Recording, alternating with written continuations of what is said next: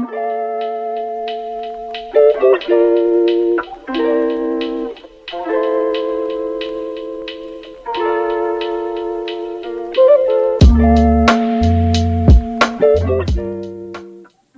tragic end of Gonzalo Lira, a voice silenced in Ukraine.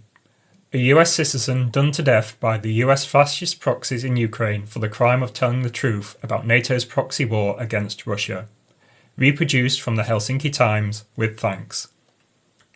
The inability to tolerate even a modicum of criticism is a sign of the system's decay and its rulers' insecurity.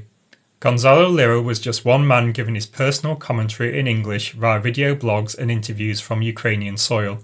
Yet even this low-level activity, known only to a select audience of Western anti-war activists, was enough to get him targeted by the Kiev junta and its NATO sponsors. Gonzalo Lira, a Chilean-American war commentator known for his critical views on the Zelensky regime and the Russia-Ukraine conflict, passed away on 11th of January 2024 in a hospital in Kharkov, Ukraine. Lira's death followed an 8-month imprisonment on charges of justifying Russia's military actions in Ukraine, sparking international controversy and raising questions about freedom of speech and human rights during wartime. Gonzalo Lira gained notoriety in 2022 as a vocal critic of what he perceived as increasing authoritarianism in Ukraine. Lira saw the conflict as a proxy war waged by the USA against Russia and criticised the loss of life in a futile and unwinnable war. His arrest in May 2023, under charges of production and dissemination of materials justifying Russia's armed aggression against Ukraine, was a turning point. It not only highlighted the complexities of wartime free speech, but also catalysed opposition movements against US funding for the conflict. High-profile figures like tech mogul Elon Musk and Fox News host Tucker Carlson called for his release, bringing global attention to his case. The news of Lira's deteriorating health emerged from communications between his father, Gonzalo Lira Sr., and the US Embassy. Documents and emails revealed attempts by Lira Sr. to alert the embassy to his son's critical condition, and to the lack of transparency from Ukrainian authorities regarding his health status. Quote, "I cannot accept the way my son has died. He was tortured, extorted, incommunicado for 8 months and 11 days, and the US Embassy did nothing to help my son," Lira Sr. stated in an email announcing the news. "The responsibility of this tragedy is with the dictator Zelensky, with the concurrence of a senile American president, Joe Biden," he wrote, adding, "My pain is unbearable. The world must know what is going on in Ukraine with that inhuman dictator Zelensky." End quote. In a poignant handwritten note, Lira described his health ordeal, including double pneumonia, pneumothorax, and severe edema. This letter, believed to be his last written correspondence, detailed the neglect he faced in prison.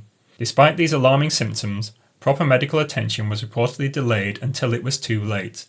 The letter reads, quote, "I have had double pneumonia, both lungs, as well as pneumothorax and a very severe case of edema, swelling of the body.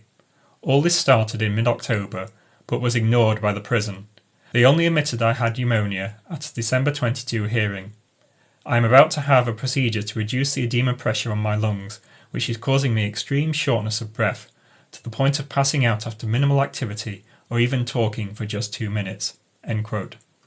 Lira Sr.'s persistent efforts to get help from the US Embassy and to ensure his son's welfare while hospitalised went unheeded. His worst fears were confirmed a week later with the news of his son's death. In a heart-wrenching statement, Lira Sr. condemned both the Ukrainian and the US governments for their roles in his son's demise, calling it a result of torture, extortion, and incommunicado detention. In a significant development last August, Gonzalo Lira, after being silent on social media for months following his arrest by Ukrainian authorities, re-emerged with messages claiming he was attempting to escape Ukraine. However, his efforts were reportedly thwarted, leading to rumours of his recapture. Mark Sloboda, an international relations analyst, confirmed on social media that Lira had attempted to flee to Hungary to request political asylum, but was stopped at the Ukrainian border. Lira's posts detailed his ordeal, including allegations of torture and extortion for $70,000 while detained. He also expressed skepticism about receiving political asylum in any European country other than Hungary. fearing deportation back to Ukraine. The last communication from Lira hinted at the risk of being sent to a labour camp, with subsequent silence raising concerns about his fate.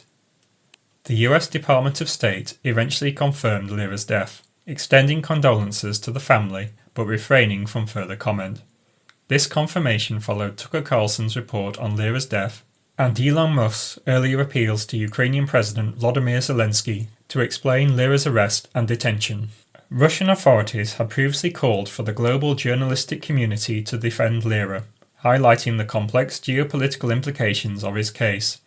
Ukraine Security Service, SBU, continues to maintain that Lira was lawfully arrested and detained, adding another layer to this international dispute.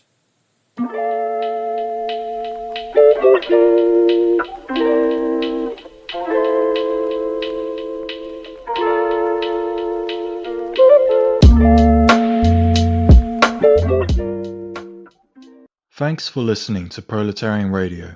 We aim to bring you the best Marxist analysis on current affairs, revolutionary history, and theory.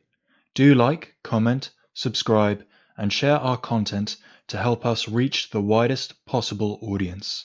We are a small organization with limited resources, and we need worker support if we are to grow and fulfill our mission. If you are able to make a one-off or regular donation, no matter how small, please visit our website at thecommunists.org and register as a supporter.